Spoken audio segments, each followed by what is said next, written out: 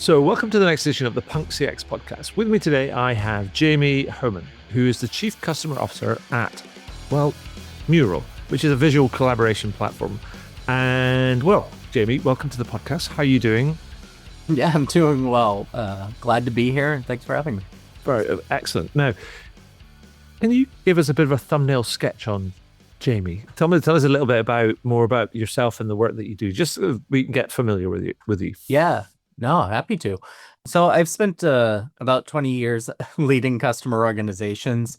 Really, one of the areas that's evolved a lot in the technology space is the overall customer organization. 20 years ago, there were not many chief customer officers out there. So certainly not a role I knew that I was going to be aspiring to, but I spent a lot of that time in the HR tech space, an ever transforming space, transforming around how companies hire, compete for talent, engage candidates. It's certainly been a transformation, but I started pretty early on, and like a lot of people do in customer experience, I started out answering phone calls in a customer service center back when a lot more was transacted over phone. But I realized pretty quickly that I enjoy helping customers and delivering a good experience. And honestly, to me, so much of it was common sense. It Mm-hmm. wasn't, you don't go to college for a degree in customer experience, but you can all relate to what a good customer experience is or what a frustrating one is, really. Mm-hmm. So after a few stints at different companies, I ended up at Mural about a year and a half ago. And what we're really focused on is something so incredibly relevant to the time, but it's really focusing on driving alignment across an organization's go-to-market motions Mm-hmm. and how they're continuously aligning to drive value and outcomes for their customers. And so a lot of the work I'm working on now, it sits right at the intersection of product, customer experience, revenue, which is why the topic of alignment and how it impacts customer experience is such a big focus for me because it's so incredibly relevant. So you said sort of one of my favorite words in this sort of space is outcomes, which is great because I'm always talking about outcomes from the customer and the employee and business outcomes, and how we should be aspiring to kind of like improve all three at the same time. But then the another important word that sits in the background of that is this alignment thing, and that's one of the things that you and I talked about in the setup to this podcast is around about alignment. But you said a couple of things that I thought really stood out, and I wanted to have you on the podcast to sort of so we can rummage around them a little bit. Absolutely. And the first one I wanted to start with was you said speed without alignment creates experience debt. Now, we're all familiar, or many of us are probably familiar, or will have heard of the idea of technical debt, but experience debt is sort of a new one on me. And so I wanted, can you tell me about experience debt and how speed without alignment creates it? Yeah, absolutely. So the way I think about experience debt, it's almost a derivative of tech debt or even the design debt that some companies will experience, but it's the gap between the experience that you've promised your customer and Mm-hmm. what you're actually able to deliver consistently. Okay. And so, if we go back to tech debt or design debt, you think about it as an organization evolves and needs to build, they may identify different priorities and shifting, which can create product gaps in certain areas, but ultimately those gaps live in the product. And what we're talking about here is how that starts to show up across the entire customer life cycle. Okay. So where it really gets amplified is when you have speed without the alignment across an organization, whether you're working with product marketing, revenue, or customer experience.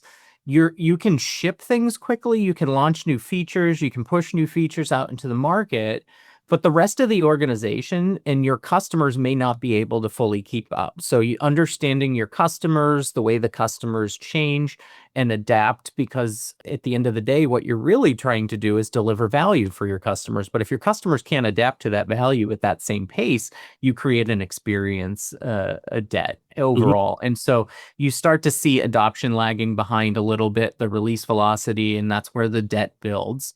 From a customer's perspective, you feel fragmentation, Right. confusion, sometimes a slower path to value, or sometimes you have even been sold on something that may not come out into reality in how you actually experience the product that you've purchased and start using. So just because you're adding more doesn't necessarily mean that your customers are getting more value. And so that can be a balance that you have to strike, and really intimately knowing your customers and how they change and adapt is part of ensuring that you're able to deliver that experience.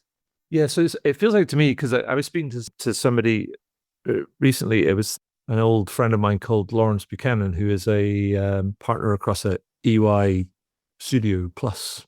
I think that's the new name of their entity. And he was talking about this idea that we should always start with from the, we're in this place of massive sort of change. I mean, he talked about it like 10 years ago, we were talking about VUCA, this volatility, uncertainty, complexity, and ambiguity. He says like it's like right now it's like VUCA on steroids. And the only thing that we can really be certain of is when we focus on the customer and figuring out what the experience we want to deliver for them, and then work backwards from that.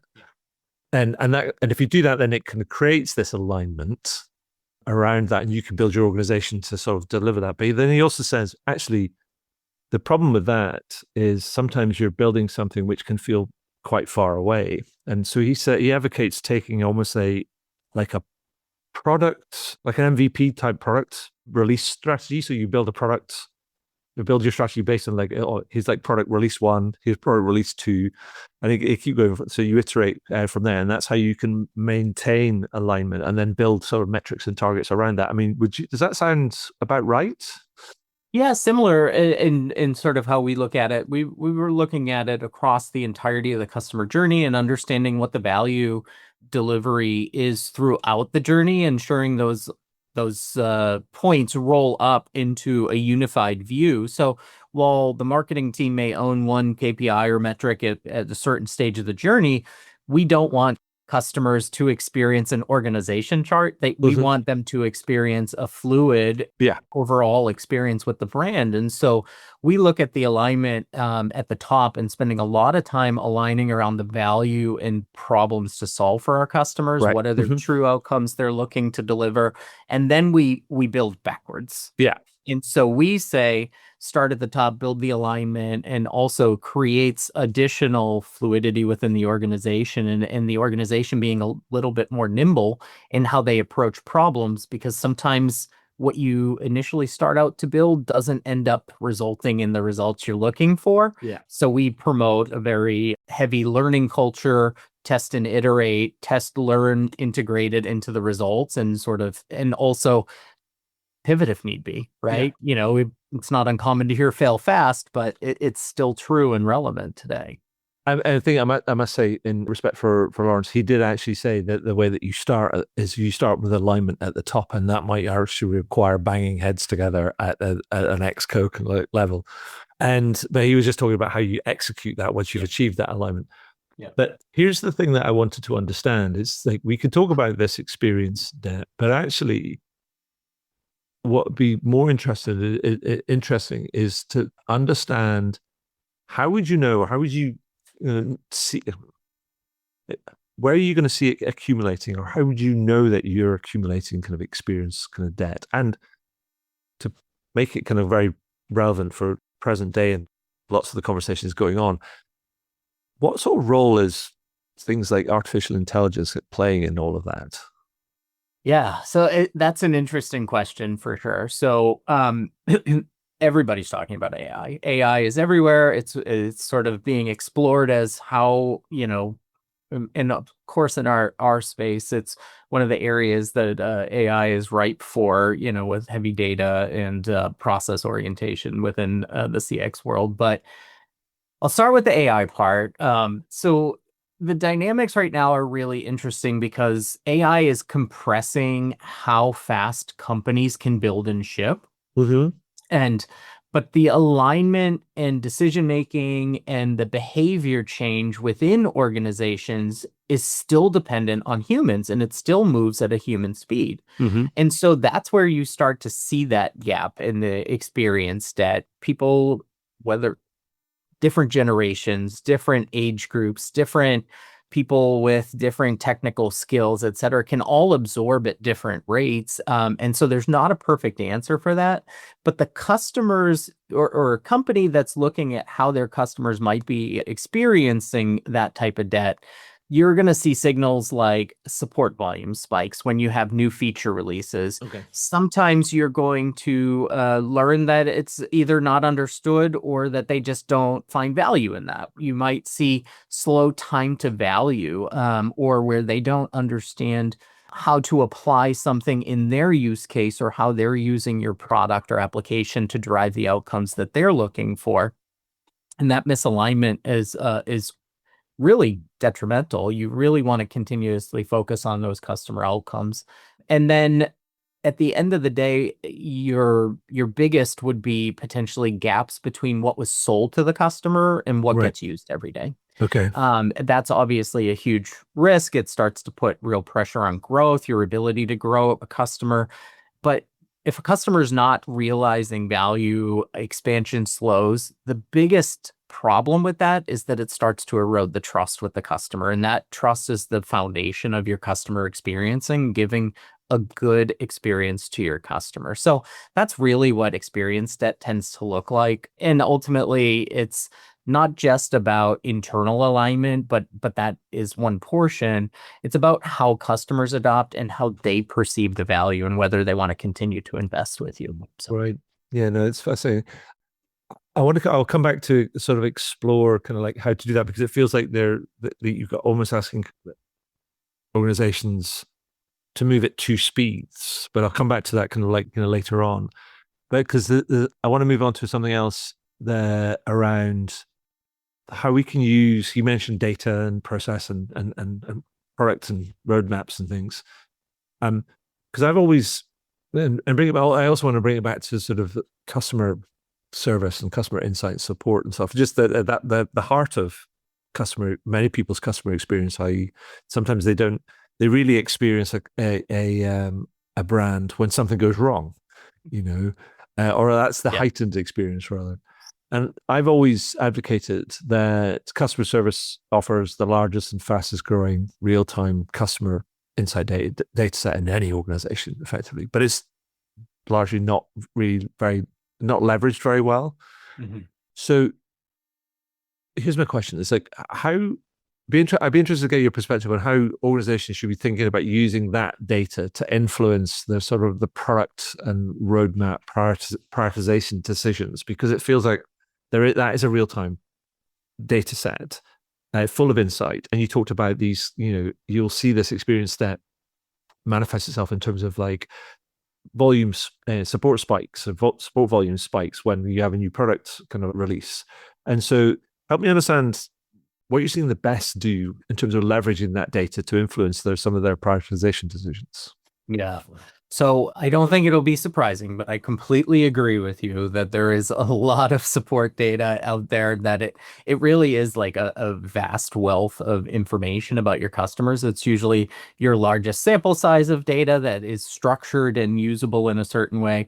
And so I think it's one of the most underutilized assets as well.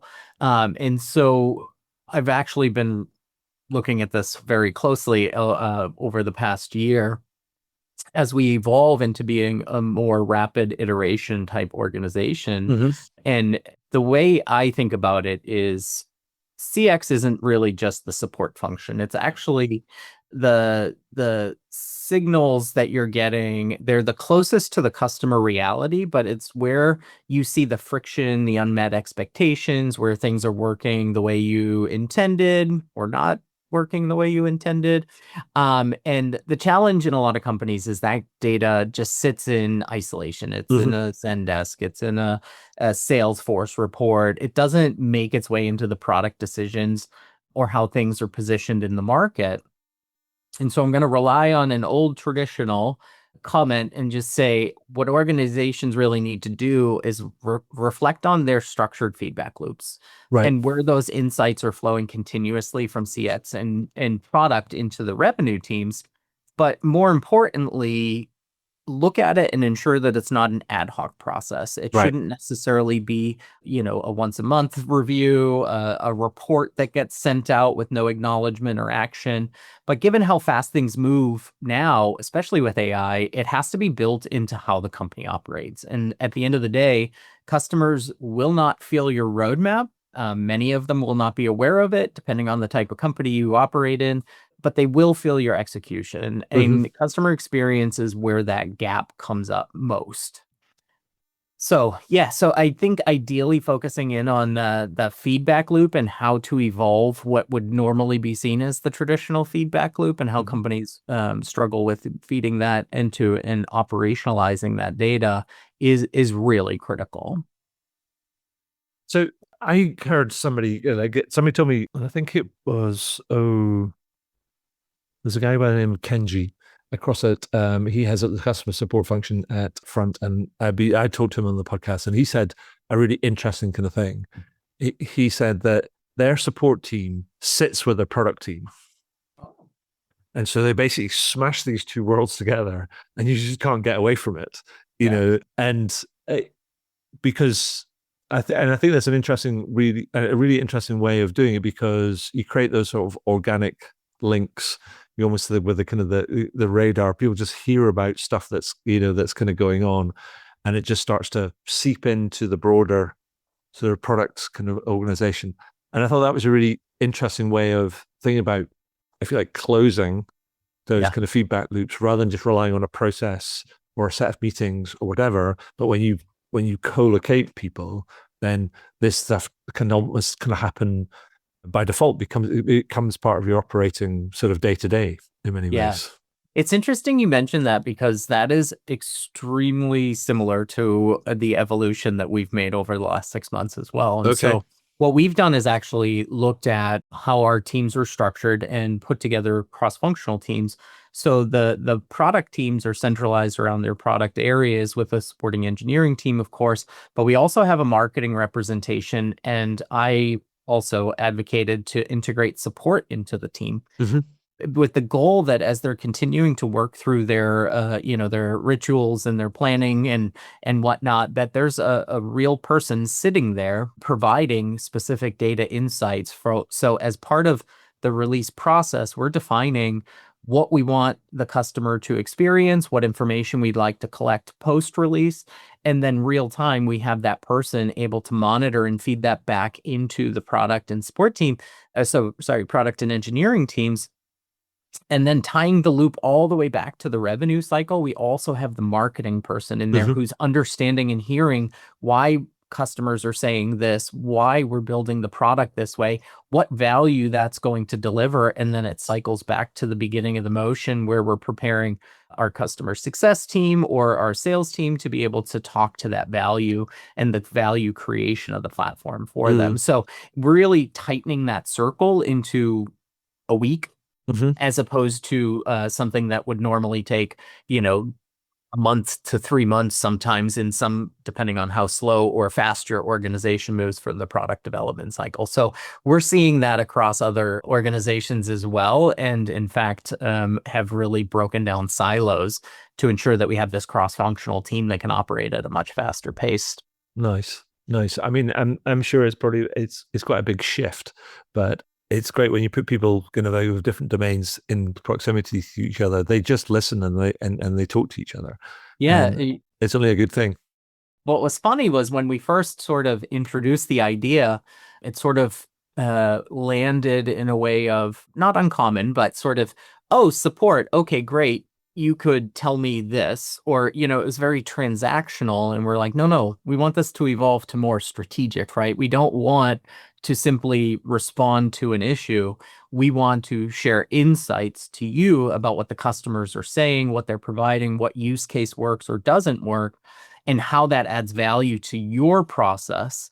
And so it was a little bit difficult for people to get their heads around, but when we're starting to see it take off, you start to see it click for people. Oh, okay, I learned this from you, I learned this from you. And also, by the way, on the other end of the support side, we're learning from marketing, which Mm-hmm. is often one of the most disjointed relationships in an organization, because support and customer experience tends to be at a tail end, and marketing tends to be at the other tail end. Yeah. And so we've really started to see that form into a much tighter circle as opposed to the traditional loops and process or handoffs. Handoff. I love a good relay race handoff. I'm always trying to get people to think outside of just true traditional handoffs and looking at the blending of an experience Hmm. and understanding that it's not just this silo, this silo, this silo. It's this team is responsible for this area, but they're also responsible for ensuring that that customer moves on to the next part of the journey in a really seamless way that makes them understand that the organization's looking at their values and not having to repeat what they're looking to get out of the organization, what they purchased that product for, what outcomes they're building towards. And that feeds all the way through to your success planning with your accounts, how you're enabling those accounts, how you're focusing on driving the adoption of your platform to other pieces of the business where there's value, and really looking at it in a more smooth motion as opposed to traditional handoffs that people Yeah. look at. Excellent. So just moving on, I wanted to then the next thing I wanted to ask you about was that you said alignment is often a market design problem, not just a cultural one. Now, I must kind of doff my cap to I mean, this related back to the idea of speed without alignment creates experience debt. It's almost like titles kind of from like a set of kind of like pithy kind of like A titles master's thesis. yeah, like Yeah. that speak volumes. And I was a bit like, alignment is often a market design problem, not just a cultural one. I was like, I don't know if I've got any idea what that means. And so, You want me to yeah, tell you? yes, please. Okay, perfect. So what I mean by that is it's really just that most companies don't actually have a culture problem. I don't think I've ever experienced a company say, I don't want my customers to have a good experience. It's not that they Yes. don't care about their customers or that they don't want to be customer centric. It may just be that they're unclear on how to approach being more customer Hmm. centric, or that they have one vision of what being customer centric looks like as opposed to understanding what customer centric to your core base of customers, the people that you're really trying to service are. And it's usually more about the way the organization's set up. So sort of like we were talking about before, where your teams are structured, how the decisions are getting made, how success is measured, it doesn't always match how customers actually buy. And we've seen real changes in customer buying patterns where they're really talking about the outcomes and the value of your product to drive those outcomes for Hmm. their organization. They're not simply looking at tactical engagements where, oh, you're going to train my users. That's great, check a box. But what is the value of that and what outcome does it drive for the customers? And when you think about it from that perspective, you start to see a little bit of a different approach in how you build your customer experience. And so it's sort of the standard to be looking from the inside out when you work in a company. But really, what from a customer experience perspective, we're looking from the outside in.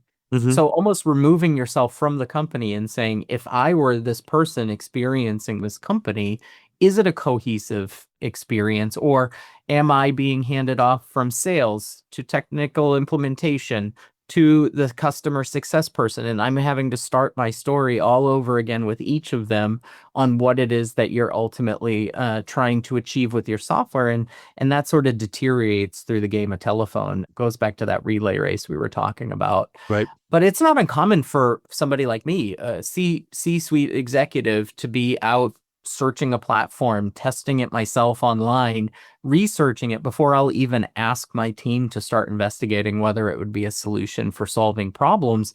It used to be a lot more bottoms up and, come to me with proposals and bring these things out there. But the world we live in and the way AI is shaping how companies are evaluating solutions means that you have to have a much more aligned focus around getting to those outcomes for those customers and being maniacal about how you prioritize against the value for those customers.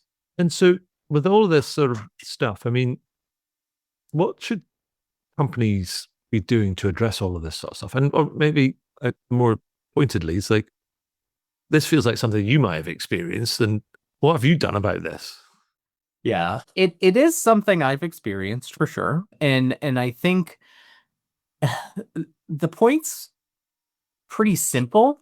easy to understand, but it's Hmm. not easy to execute. And that's Yeah, I where mean a lot of that goes back to that kind of almost the two-speed thing I was talking about earlier. It feels like the world's going, yeah, but yeah, you're talking about alignment, and it's a bit like it feels like the world's spinning really fast, and you're telling us that we need to step off and do something which feels intrinsically slow and hard and quite a human sort of thing. Again, alignment in order to be almost to say you needed to go slower in order to go further and faster. And that sometimes in this sort of current environment can often feel counterintuitive. yeah. One body of work that we've worked through recently that I feel has been very high value for the organization is around just top level alignment around the journey and where a customer's experience comes from throughout each stage of a journey, and really defining what success looks like in each part of that life cycle, and not just within the individual teams. It's not uncommon to say we need to improve X, and then a team goes out and solves that, but they haven't factored in what product is working on, they haven't factored in what revenue is working on, etc. And that creates a disconnect. So spending that time up front to align around the entire customer lifecycle and not specific teams makes a big difference. Mm-hmm. It's things like looking at adoption or realized value as opposed to just pipeline or how fast we're shipping features, right? And Mm-hmm. those are more examples of siloed metrics. Not that they're not important, they are, but are they your top line metrics, and Mm-hmm. understanding that cohesion. And the second piece I would say there is to really intimately understanding your customer base is really critical to ensure that you match either their pace or the methods that you deploy match that organization's pace of change and delivery. And also helping the customers through the change at times, instead of just saying, here's your release notes, here's something our success team put together for you that is related to this group of work that's happening in your organization, and here's how this feature could help you do that. Really Mm-hmm. getting into that more personalized experience is much more valuable to them. It sort of takes the burden of figuring out how to integrate it. And if you're really embedded with your customers and understanding how they're working, what they're working on, you can have a much more educated thought process around how you position that back to your customers.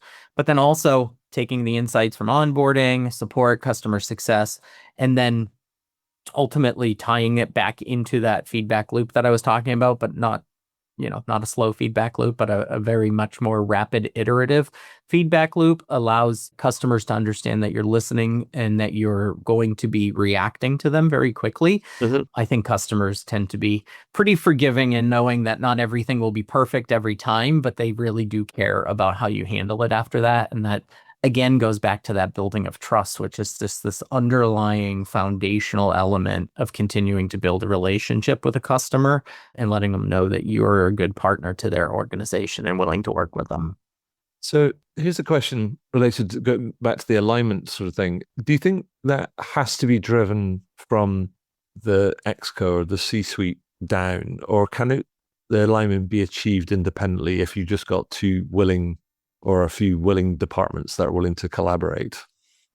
Yeah, so I will say that I have seen this both ways, where Okay. you're sort of from a CX perspective, you're sort of influencing across functions, and it can be tedious. I'm just going to be honest about that. That goes to misaligned priorities. So my opinion from an employee and a customer perspective is that it absolutely has to be aligned at the top, at least on some baseline foundational objectives or outcomes that you're looking to drive within a period of time, to roll downhill, because that sets parameters and foundation for the teams within the organization to be able to understand the direction, to ensure that they're meeting the expectations for the customer's outcome, but also that they can make decisions more rapidly without having to seek additional guidance or stop and seek out some input at teams higher up. So if we're working through that in a way where we align at the top, that will increase. My experience has always been that one, it makes it a much better working environment for everybody, Mm-hmm. because you have some guardrails to keep yourselves honest. There's no lack of priorities in any company out there. I have Yeah. never seen a company say, I have nothing else to do. And I surely will never see that in my lifetime. So the reality is they have to have a framework, they have to have guardrails at times around how to prioritize. And sometimes that is one of the hardest things for a company to do, but that's how you maintain focus and keep those things moving in accordance with the objectives you're aiming for. So Awesome. Thank you for that. And so, Jamie, that's what I had for my main questions. And so I just wanted to throw it back to you and say, is there anything else on this that you want to kind of like pick out or highlight that we've missed out? yeah, not semi on the topic of alignment, definitely periphery, but I think just given the nature of customer experience, the data rich, process oriented world that we operate in, we have to acknowledge that it's prime for AI augmentation. Mm-hmm. And so I think from the alignment perspective, what I truly think about as a CX leader is how do we continuously drive alignment and ensure that our people understand how to deliver a positive experience where in a world where you're hearing consistently about AI replacing jobs or how do we work with AI? That's one of the biggest challenges companies have is how to deploy the AI Mm-hmm. to get the better results that they're looking for. And certainly I'm a big fan, but I but I will say that I'm very much of the mindset that AI is a human enabler and it's not a replacement. Mm-hmm. And at the end of the day, the people that we serve, the people we are building relationships, the decision makers of a company are all humans. Yeah. They all have certain, human judgment, empathy, and so that influence still remains critical. And so I'm personally keeping an eye on the evolution of roles within the support organization, the customer experience organization success. And you'll hear from some companies, the board said this, or my executive team said they're going to replace this with AI. And I certainly will just go on the record as saying I don't buy into that philosophy. I see it as a human enabler Mm-hmm. and that what AI will allow for in the CX world is elevating roles. So similar to what I was talking about before, where we integrated support into the product marketing and engineering team, it's much more of a value add there where we're not just, pushing data without context. We're pushing insights from a human perspective where our teams have gotten involved with the customers. And of course, there's work that AI can do, but by leveraging the AI in such a way, you can offset some of the maybe manual, time intense type work, but it certainly doesn't negate the need for a human. And that becomes more focused so you can deliver a better experience, paying attention to those things that require it, maybe a frustration. AI will not do anything for a frustrated customer other than potentially make them more frustrated. And there was a report recently, I'm not sure if you saw that, but from Gartner, where they're predicting that within the next year, 50% of people that have been, or sorry, 50% of companies that have released people are going to end up hiring back for either similar roles or like roles because they maybe overshot that and estimating what AI could do. And so, we want to keep a focus on it, but at Mural, what we do is drive alignment across people Mm-hmm. who are making the decisions, assessing the strategy, et cetera. And so we're very cognizant that the AI that we deploy, whether it be a chat or chat GPT or any of the other big ones, that ultimately that has to be in support of enabling the humans, not replacing them. And so we have this very human-centered mindset around it as well. I think that's great. And to build on the kind of the point that they talked about the Gartner report, there's this idea which I think you might like, which was it was taught to me by Tom Egemeyer across at Zendesk a little while ago, and he said he was seeing a shift in companies, almost like a maturation in the way that they were looking at things. They were saying there was the shift from initially there was a lot of people that were going, oh, we can use this and to automate sort of things and improve efficiency and productivity, and that might be able allow you to reduce costs. To your point, that people would then lay kind of people off, and that was the first thing that they were grabbing. But then people were going, "Hang on!" But to Gartner's point, they're like going, we might still need these kind of people. And so the more mature customers were saying, actually, we can take those gains, but what we save, rather than just putting it in our back pocket, we're going to think about reinvesting that and retaining the people, Mhm. training them, and reinvesting in our service and experience in order to kind of to build longer term value and connection and everything else. And he called that the service dividend, which I thought was a really nice way of sort of describing it. And because I think there's people are realizing that systemically, you know, whilst there are some churn in the jobs market, it's still hard to get the right sort of skills. And once you've lost them, then it actually becomes really hard to replace them.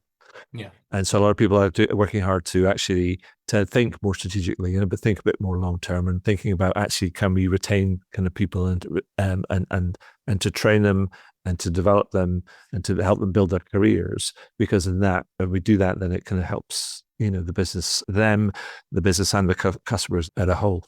Yeah, exactly. This is actually, I was at a conference recently, and one of the comments made was really interesting to me. Was it's something along the lines of AI may not replace you, but ultimately you will be replaced with somebody using AI. And so it kind of follows along the same concept of, it's there's going to be areas that it makes sense and areas that it doesn't. And also, I as fast as it's moving, I assume there will be things we can't even fathom right now. Mm-hmm. And so that's exciting to sort of see the future evolution as well. But these are all things just sort of redefining the way we work and the world that we're working in. Mm-hmm. And I personally will say I don't think I've seen anybody that's got it right yet. And that's simply because it's so quickly evolving, deploying. There's different competition. There's different tools that are coming out into the market.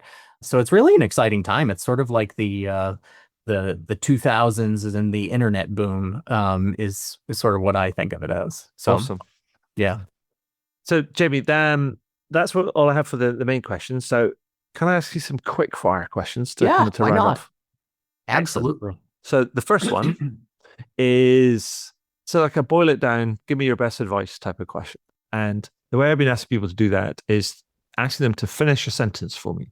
And the sentence is this: if you want to improve your customer or employee experience, Jamie says, do this. Dot dot dot. Complete that sentence. I am going to give you advice that is the customer and employee All experience. right. And I'm going to revert back. If you want to improve your customer and employee experience, you have to align at the top, because that misalignment at the leadership level results in friction everywhere else in the company, and that ultimately translates to your customers. And so if leadership isn't spending real time aligning on strategies, priorities, what success looks like, that misalignment is going to show up almost anywhere else in the organization.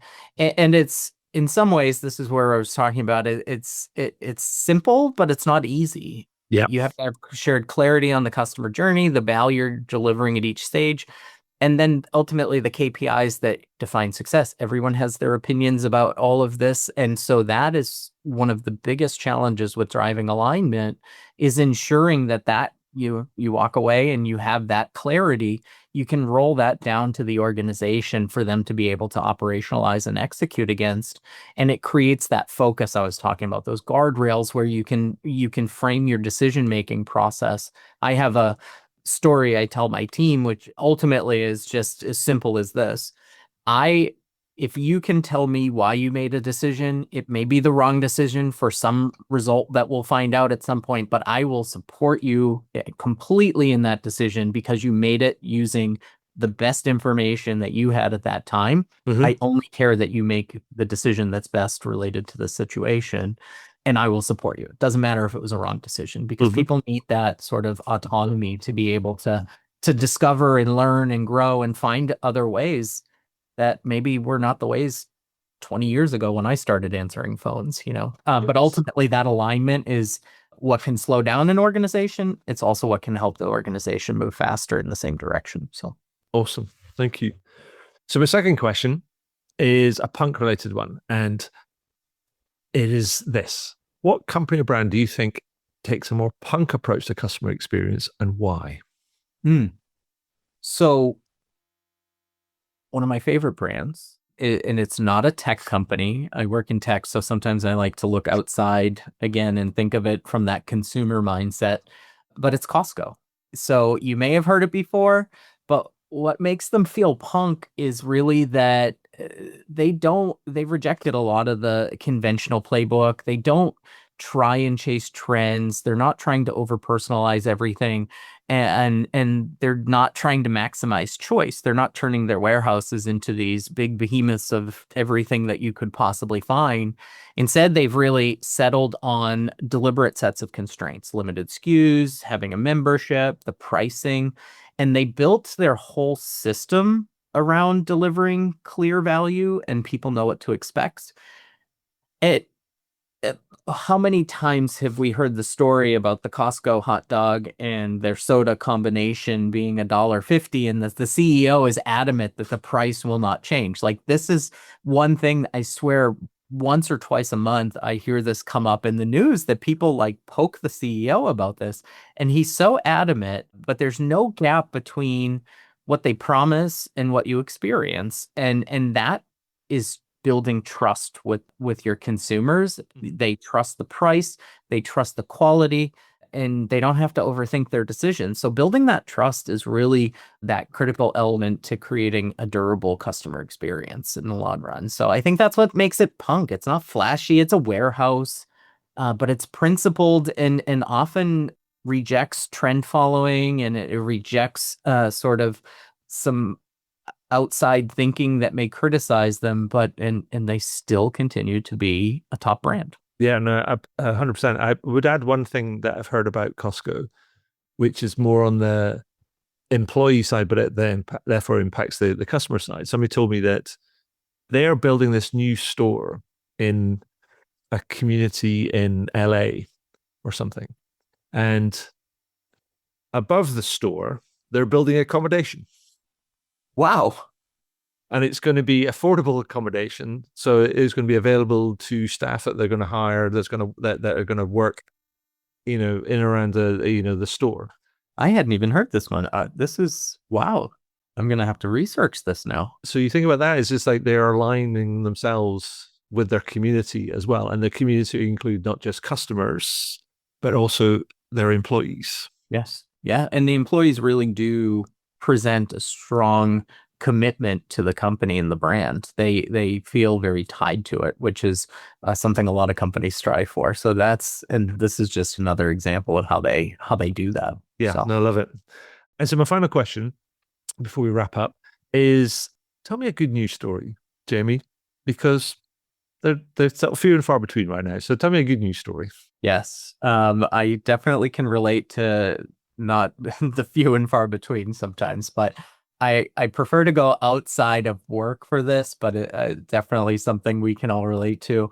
But I've been following this story of Punch, the monkey at the Japan Zoo. Have you seen this story? No, I haven't. I have to look it up.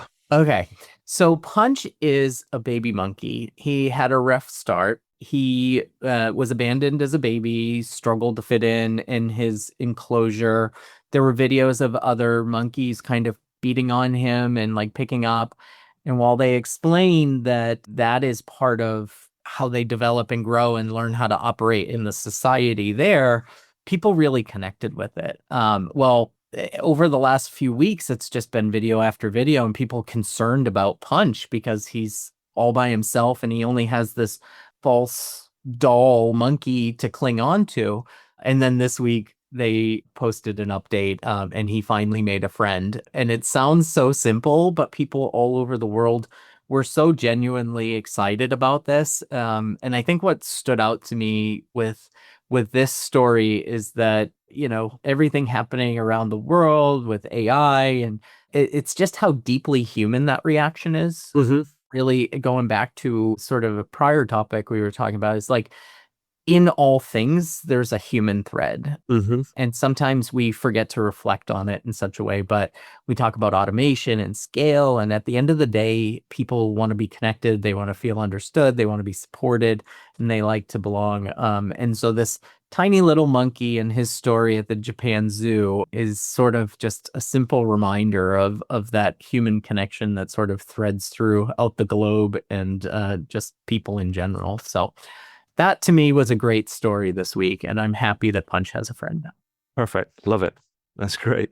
So, Jamie, that's the end of the questions I have. I just want to say thank you for sharing your time, your insight, and your kind of expertise with me today. That's been super cool. Awesome. No, I appreciate it. It was a great conversation. I appreciate you having me on, honestly. Thank you. Wow, what a great interview. I hope you enjoyed it. I know I did. Find out more about me and the work that I do at adrianswinscoe.com. Do leave a review on your favorite podcast platform. And if you have any comments, feedback, or questions about the podcast, then feel free to send me a message to podcast@adrianswinscoe.com. And do tune in again. Thanks very much.